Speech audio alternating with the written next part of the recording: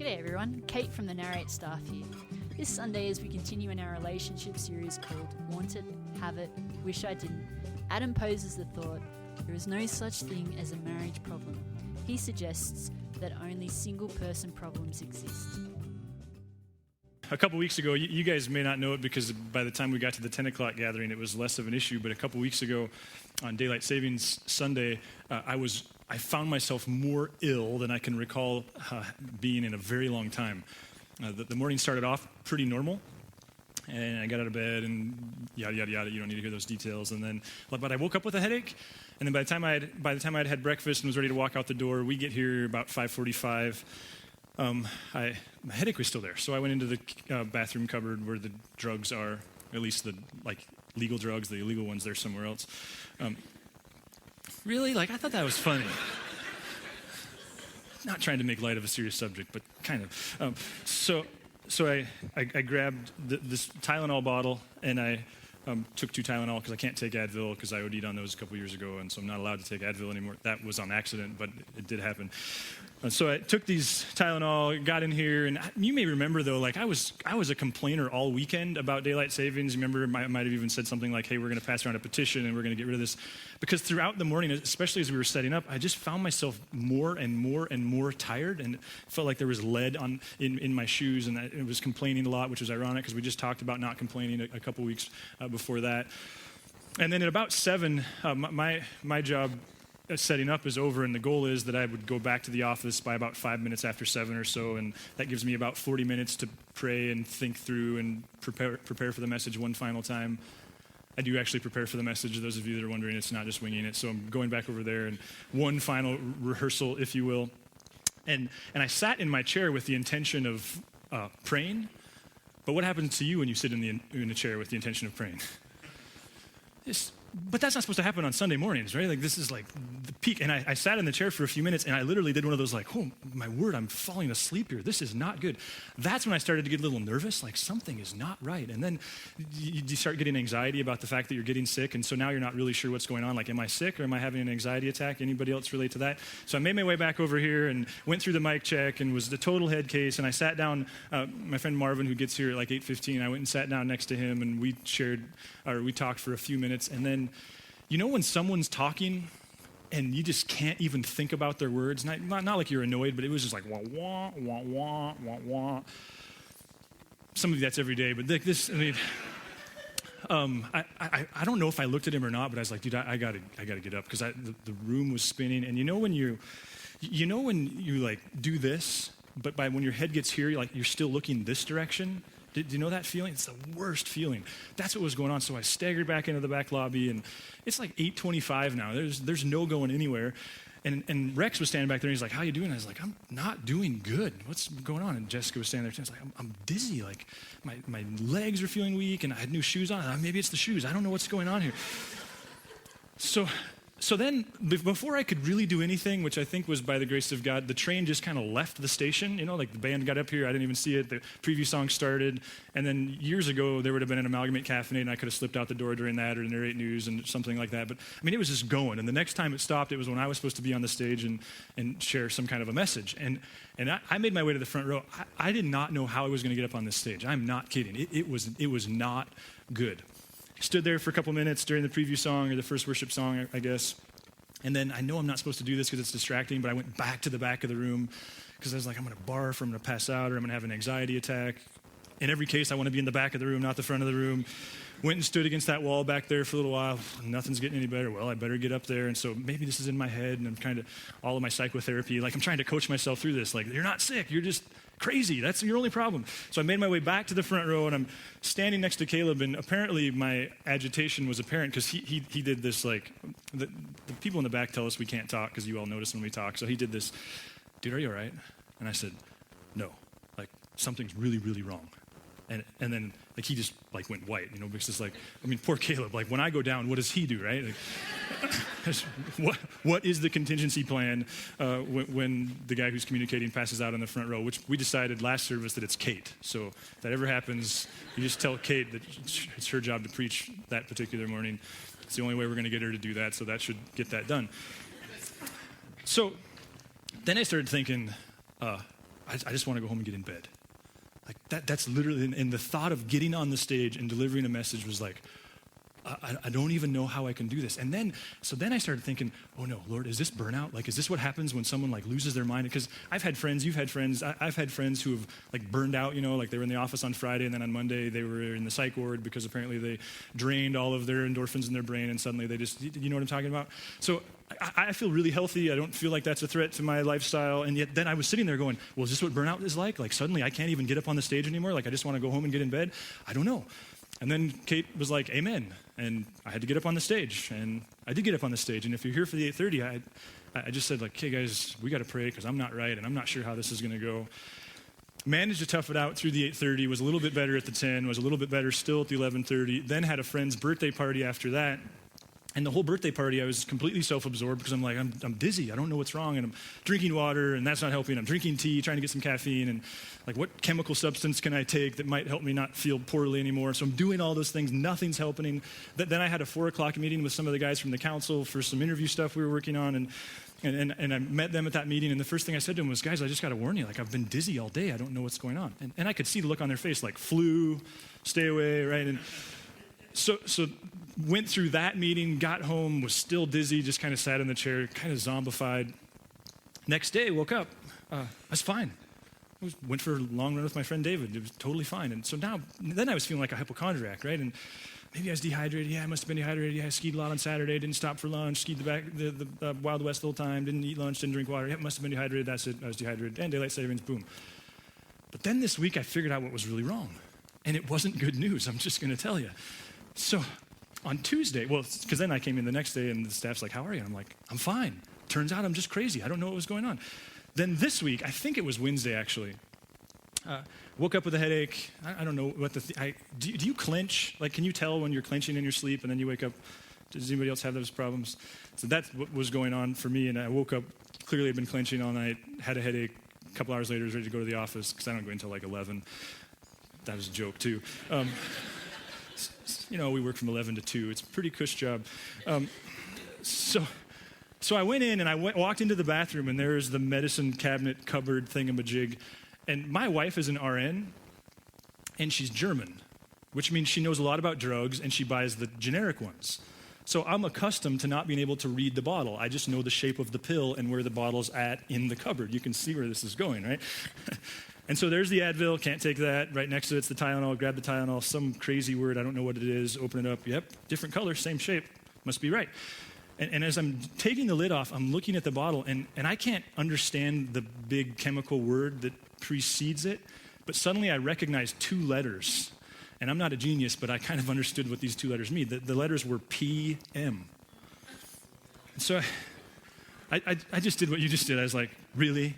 Really, like this is what's happening here. I walked into the kitchen. I said to Teresa, like, does this say what I think it says? And she said, oh my goodness, no wonder I was so tired last week when I took that. I was like, no wonder you were so tired. Like, what do you think I took on Sunday morning? Like, you can't put Tylenol PM in that spot. So, just so you know, like, don't take Tylenol PM at 5:30 in the morning and then try to go to work. Turns out I was dizzy. My body was trying to shut down. Like, I never take sleeping drugs either, so I'm sure that didn't help.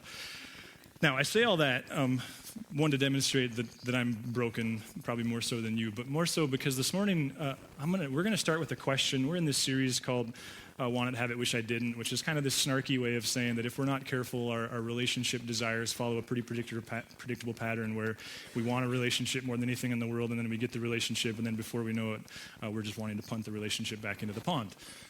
That's the theme of that whole deal.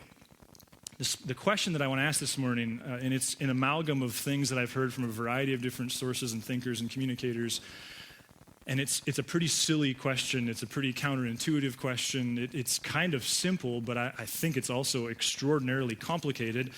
But I think your first reaction will be, well, that's counterintuitive. That doesn't make any sense. That's not possible. Clearly, this place is a cult, or clearly their leader he must have went to Laurel. Turns out he did. Like, there's something wrong, because the question will just strike you as odd. I almost guarantee it, unless you've heard it before, in which case you know my sources. But the question is this. Well, I'm not going to get there just yet. I also want to say this. I know it's odd, and so what I'm going to ask you to do this morning is is just consider it for about the next 20 minutes.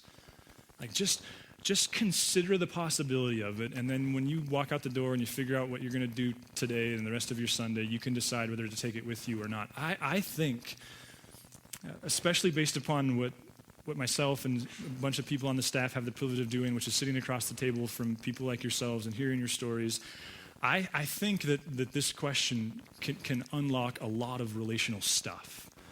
In fact, if you're here and you're like, oh, really, dating, relationships, I think this applies to your work. I think it applies to raising kids. I think it applies to just about any relationship you can possibly imagine, but this morning I'm going to kind of pigeonhole it inside the context of marriage or romantic relationship or however you want to think of it. But the question is this: what if there's no such thing as married person problems? What if there's no such thing as married person problems? Isn't that stupid? Like, you're like, no, there is, Adam. Like, I'm exhibit A, he's exhibit B. Like, okay, but like, what if? What if that whole notion is one of those things that we talk about and we give word form, we form ideas around it and we consider it and we say it, and there's whole streams of the industry that are channeled in this direction. But what if the whole idea is a fallacy? Like, what if it's a way that we've considered life and the way we've talked about our marriage and the way we've talked about relationships, and it's actually a broken, like, right out of the gate?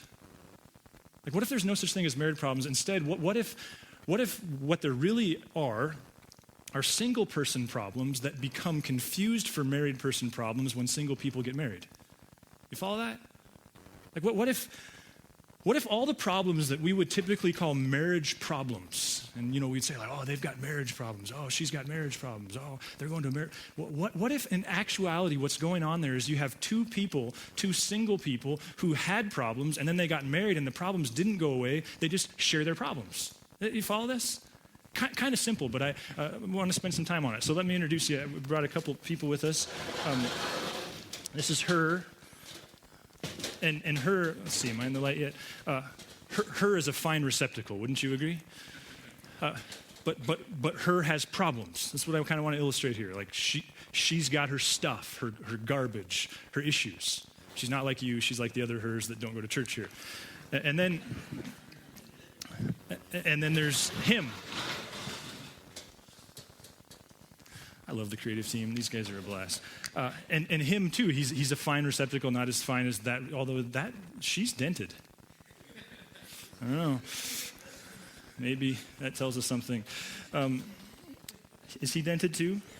Oh, well, that's because she got dented by him last service, which is not trying to condone anything violent. So, you see what I'm doing here? Problems. Then what happens when they hook up? I didn't mean it like that.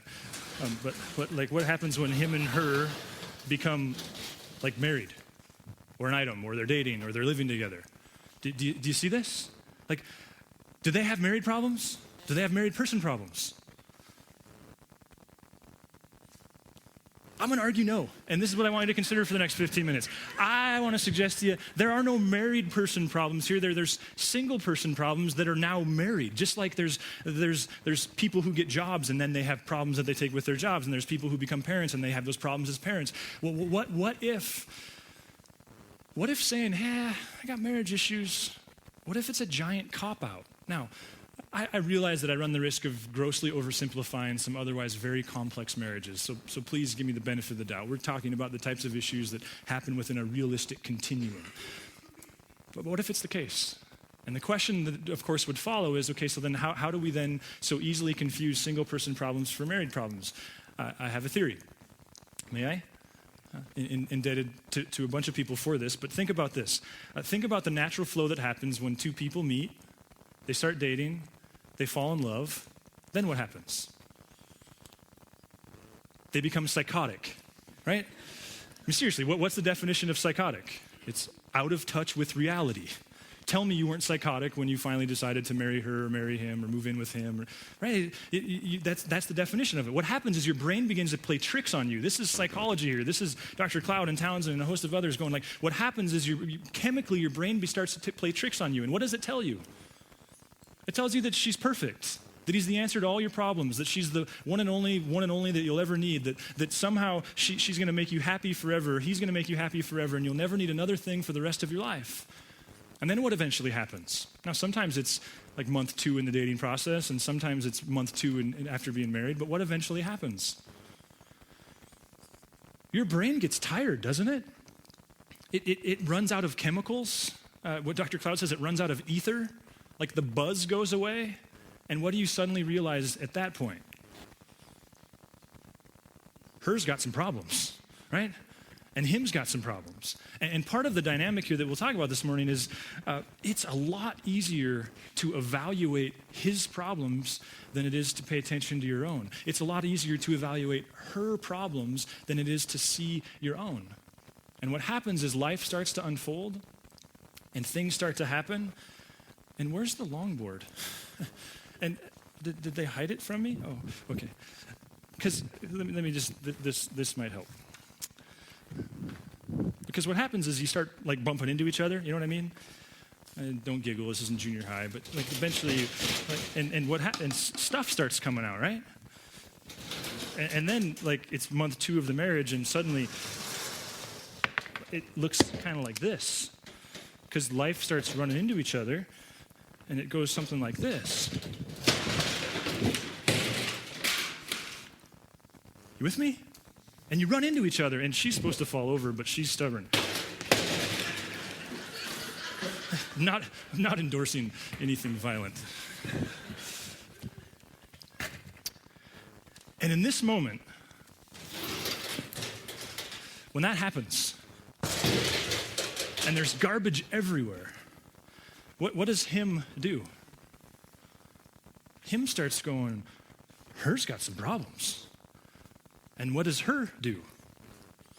Her starts going, him's got some problems. And like her goes to her sister and she says, well, I didn't know he had anger issues. And there's this whole like, I didn't know there were all these problems going on. And he, we don't know where he goes or who he talks to, but he has these same conversations. And eventually, if they're not careful or if things evolve in a certain direction, what do their friends start to say about them? Well, they got some marriage issues. Do they? Do they have marriage issues or do they have issues that are now marriage issues only because they're now married? And eventually what can happen, and again, this isn't about shame, but eventually what can happen is him gets sick of her. And him goes and finds a new her. And a couple years later, him is with this new her. And what does his brain do to him this time? And what eventually becomes apparent when he's with this new her? He finds a new her.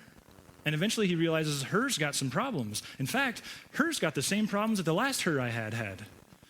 And the common denominator's missed, and so her goes a few more years, or him goes a few more years, and he finds another her, and that her proves to have problems too, and eventually he thinks, this is the strangest thing. Like that gal I dated in high school, she had these problems, and then that gal I dated in college, she had them, and then my first wife, she had these same problems, and now I've married another her with the exact same problems. What's going on? So you see this is really simple, right? But I think it explains some things. Like, have you ever wondered what in the world happens? And again, this isn't pointing a finger at anybody. We can all relate to this. We've all experienced this. Like, it's kind of a mystery. Like, you have two people, and they do all kinds of sappy things, and they fall in love, and they create pictures of themselves, and they allow themselves to get mocked in a whole bunch of ways, and eventually they stand on an altar, and they do things that they swore they would never do in front of their friends, and they vow to one another these giant vows, and they say that they're going to love each other forever and ever and ever and ever and ever, and that she'll be his one and only forever and ever and ever and ever. And then 2 years later, or 2 months later, or 2 years later, or 5 years later, or 10 years later, or 40 years later, he suddenly hates her more than any other person on the entire planet. I mean, just hit pause. Like, that makes no sense. I mean, there's things that are worthy of being hated. But the person that you just, and the same thing can happen to her. 5 years later, her hates him more than anyone. Why can that happen? Well, here's what I'm wondering. And we're going to look where I think Jesus and Solomon actually suggest this to be the case. What I wonder, though, is that if marriage doesn't bring stuff out of us in ways nothing else can. Like, I wonder if marriage, if you get bumped in marriage, if you will, if the garbage gets spilled out in marriage in a way that no other relationship causes it to spill out, and thus if we don't handle it correctly and we don't understand the dynamic correctly, we're more vulnerable. And the reason we hate her more than anybody else on the planet is because we have more dirt on her than anybody else on the planet, and we weren't ready for the dirt. We thought she was perfect. And the reason she hates him more than anybody else on the planet is because she's experienced not just the Sunday morning, like volunteering at church side of him, she's experienced like the full Monty, no pun intended, but you know what I mean? Like she's seen the whole deal. And she's not amused by it anymore. What if marriage just kind of brings out your heart in crazy new ways? See, Jesus, I think this is exactly what he's saying. I had this moment again this week where I'm just like, if you are regular here, you know that I'm becoming more and more fascinated by the sciences and what they can tell us about how we grow and become whole and how they complement the New Testament. And this was one this week where I just went like, Jesus, you are amazing. Because there's all this data and all this research and all this knowledge, and almost 2,100 years ago, like you just said it in a sentence, like not a 250-page book, just a sentence. Listen to what Jesus says. He says, a good man, or woman, there's good women too. That's good, right? A good person, a good man brings good things out of the good stored up in his heart. And an evil man brings evil things out of the evil stored up in his heart. For the mouth speaks what the heart is full of. Isn't part of what Jesus is saying that marriage would be a whole lot easier if you could come into it with a clean heart? Like if there was no trash in the receptacle, only good stuff, nothing hidden. And yet that's not possible. And really what he's saying is that in marriage what happens is two people, that they get married and then they're convinced each other is perfect, and they're convinced that all their friends who said that marriage was hard, they just didn't love each other as much as they love each other. And eventually what happens is they bump into each other and stuff starts coming out. See, one of the observations that Jesus is making here is that what's in you is eventually unavoidably going to come out of you.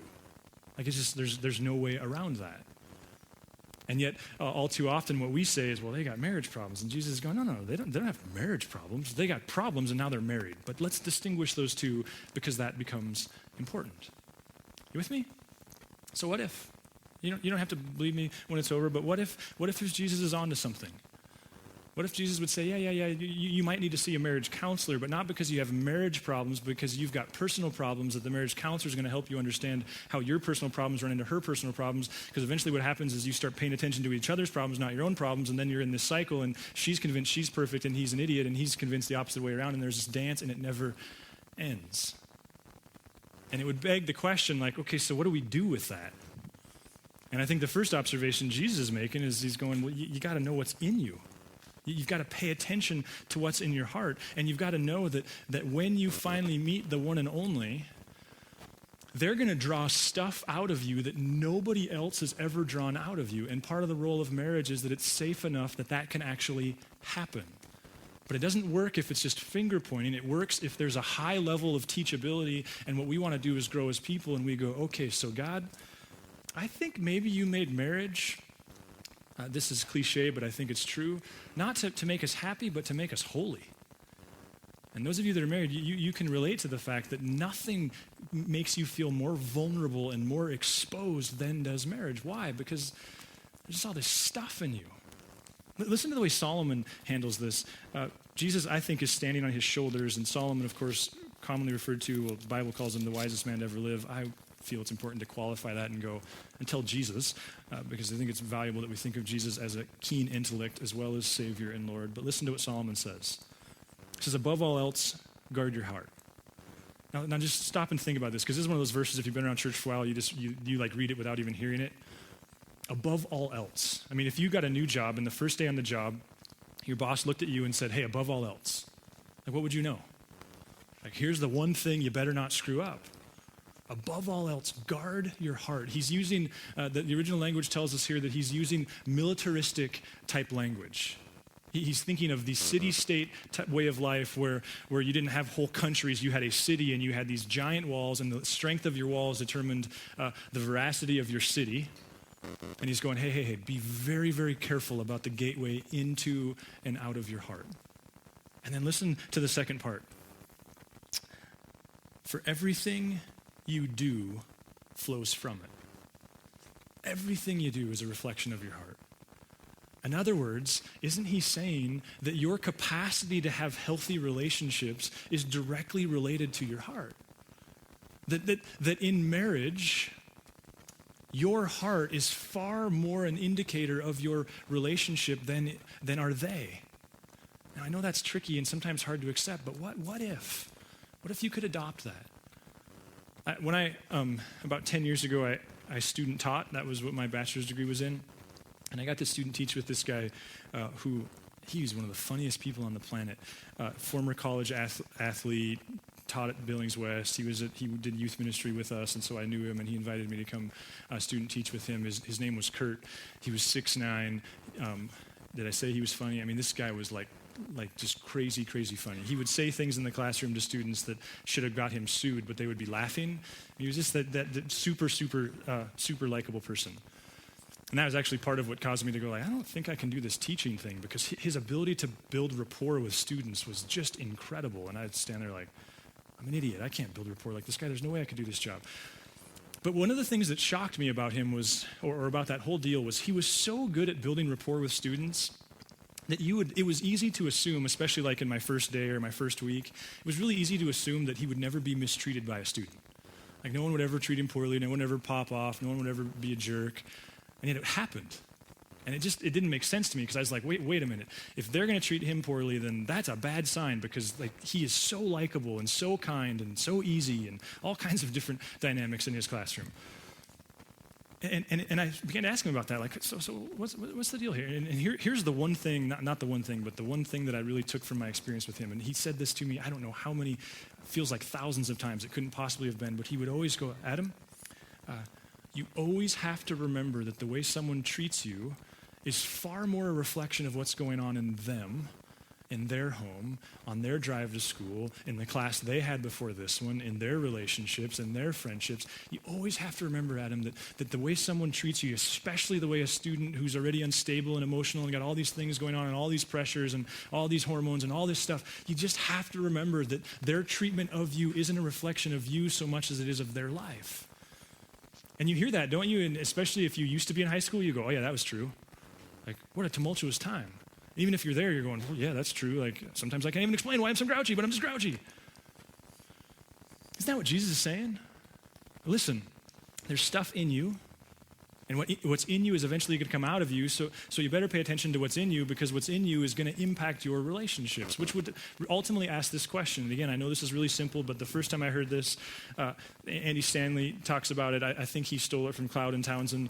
The first time I heard it, it was so incredibly simple and yet challenging and helpful. And I'm not a master of this, but I think if you'll begin to do this, then it'll change things. Because let me ask you this. What's your strategy for guarding your heart? It's kind of a mean question, because most of us, I didn't have one before I started thinking about this stuff. But seriously, like the wisest man to ever live said, above all else, guard your heart. And we all go like, yeah, we love God, and we love health, and we love growth. And the wisest guy, we don't have a plan.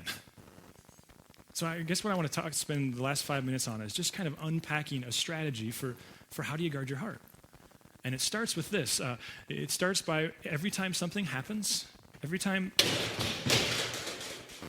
you get bumped, before you say or do anything, you ask yourself this question: what am I feeling?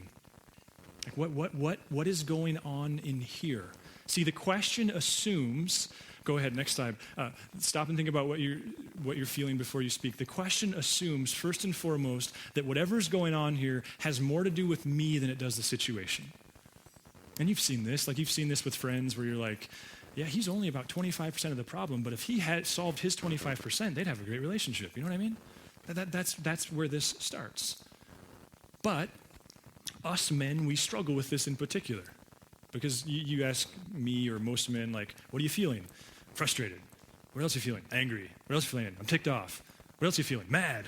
What else are you feeling? Did I say frustrated?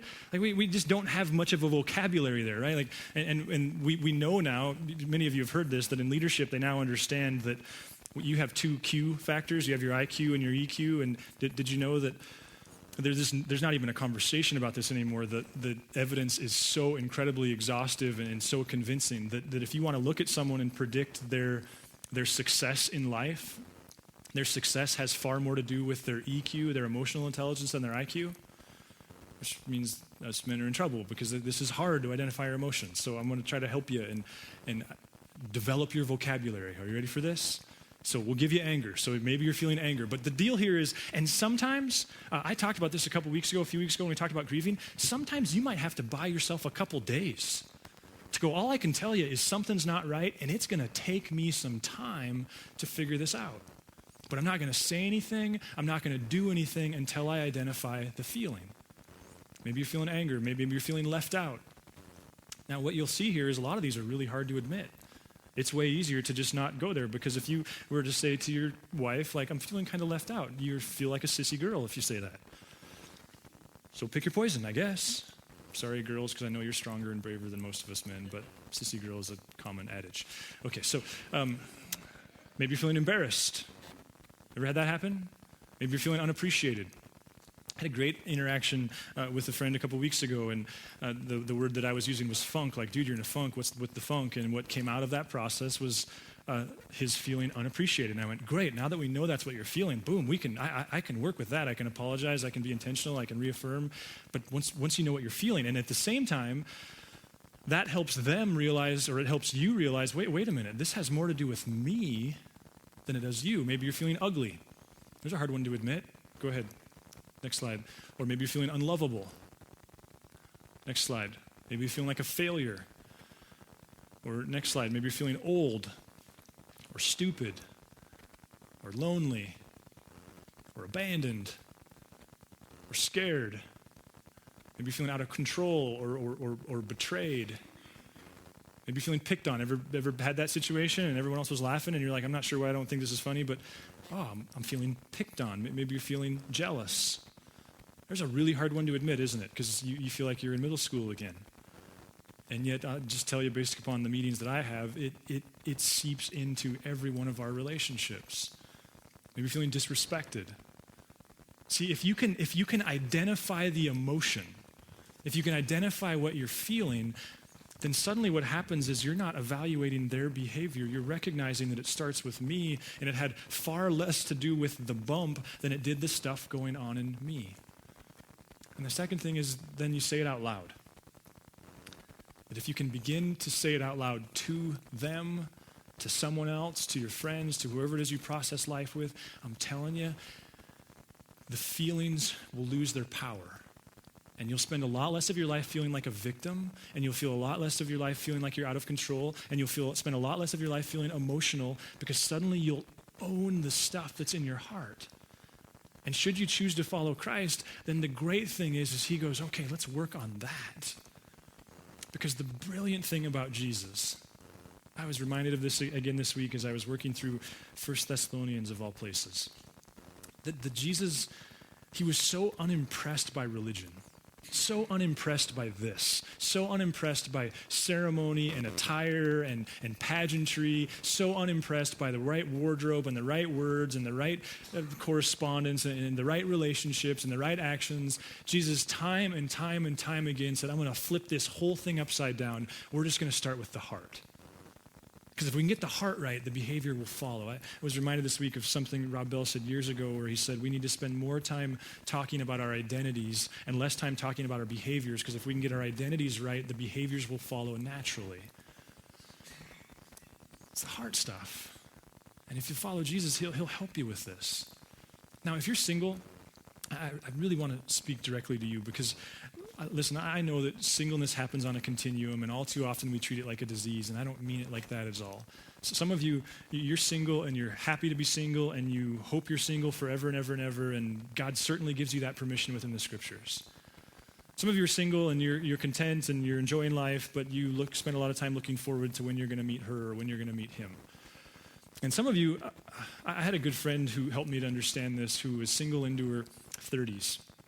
And in her more vulnerable moments, she would just say, like, I'm sick and tired of going to my friends' weddings.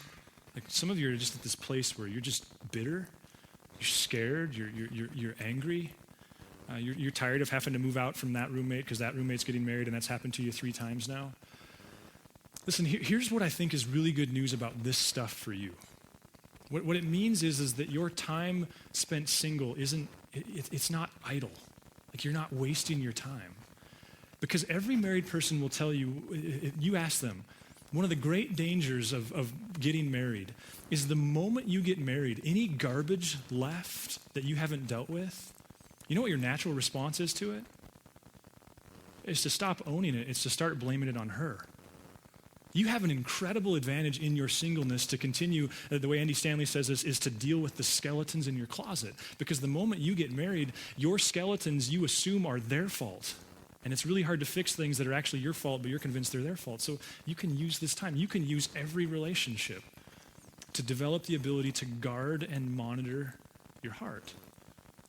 And for those of you that are married, I'm really reminded this week that maybe marriage wasn't intended to be easy and simple. Maybe God's design really was, and listen, if you're single, I know how patronizing this sounds, but I still think it's true, that there's just not another thing on the planet, maybe other than parenting, that can form and shape your character quite like being married. Listen, I get it. You know how easy it is? Well, it's not, but like, relatively speaking, how easy it is for me to impress you from here. Home's a completely different ballgame. That dynamic's there for all of us. The design of marriage is that you would have a safe place where you could be candid and real and broken, and where someone's really honest with you about your deepest, darkest brokenness, but not before you're honest with yourself. Listen, if God really uses marriage to make you holy, what it means is he's the Holy Spirit, and he'll talk to her, and he'll talk to you, and you trust him with the time in between. And for those of you that are here and you're still trying to get your head around the whole Jesus thing, I've been in conversation with someone who attends the 8:30, and she asked the question a few weeks ago of, like, why God? What's the advantage of believing in God? What's the purpose of believing in God? Like, why would someone who's healthy otherwise benefit from believing in God? Why should they? And the most honest answer I could give you is, I'm convinced that God will create the motivation and the energy and the wisdom and the insight to help you get well in ways that you can't without him. The great mystery of the New Testament is the New Testament is not a story about a bunch of people who worked really hard to achieve a character. And it's also not a story about a bunch of people who were pathetic were it not for what God was doing in them. The story of the church, of Jesus, of his historical work, is of people who allowed God's grace and their effort to work in concert with one another. That's what it would mean to step into a relationship with Jesus, to believe upon the resurrection and the blood and the forgiveness of sin, and to say, God, I am so broken, and I would love your guidance and help in becoming more whole. If you would like to engage further with Narrate Church, you can find contact information online, www.narratechurch.org. We would love to hear from you.